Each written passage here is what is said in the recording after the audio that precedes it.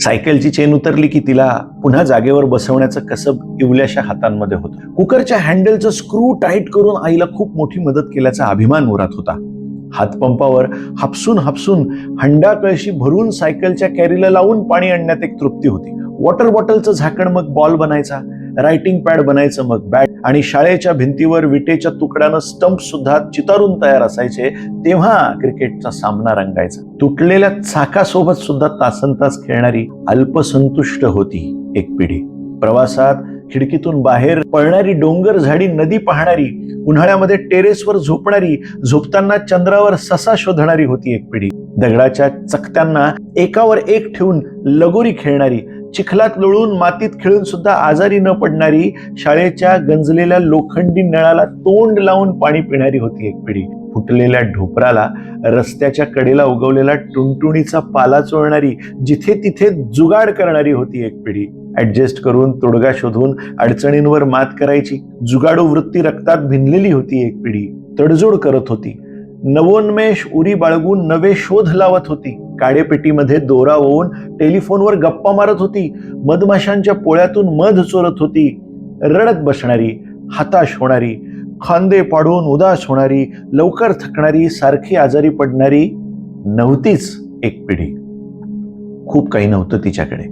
उलट अडचणी अनंत होत्या, सोयी त्रोटक होत्या, पण आनंदी, उत्साही आणि निरोगी होती ती पिढी.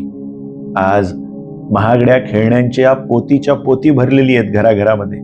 महागड्या लसी टोचून पार्किंगच्या स्वच्छ धुवून घेतलेल्या पेवर ब्लॉक्सवर खेळतात आजकालची मुलं.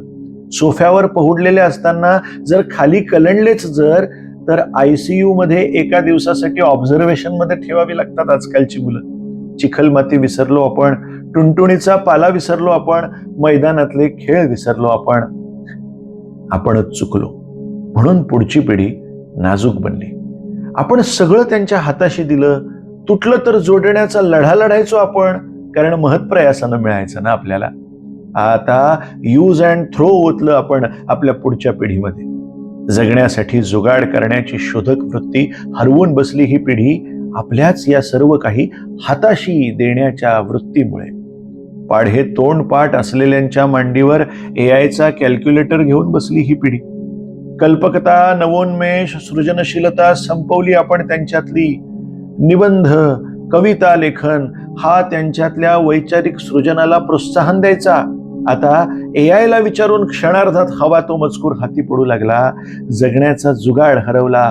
सायकलला चेन पण असते हे सुद्धा माहित नाही कित्येकांना.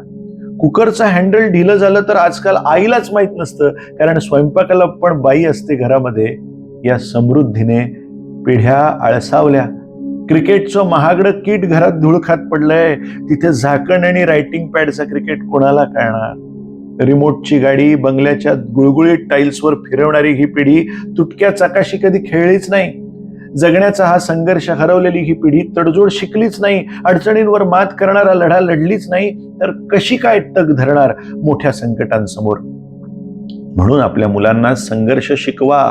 आयत्या पिठावर रेघोट्या मारायला शिकवू नका. घाम गाळून कमावलेला एकच छदाम आयत्या मिळालेल्या घबाडापेक्षा मौल्यवान असतो हे शिकवा. आणि शिकवा त्यांना जगण्याची तुम्ही केलेल्या जुगाडू वृत्तीला सुद्धा. तरच सक्षम बनेल आपली पुढची पिढी. धन्यवाद.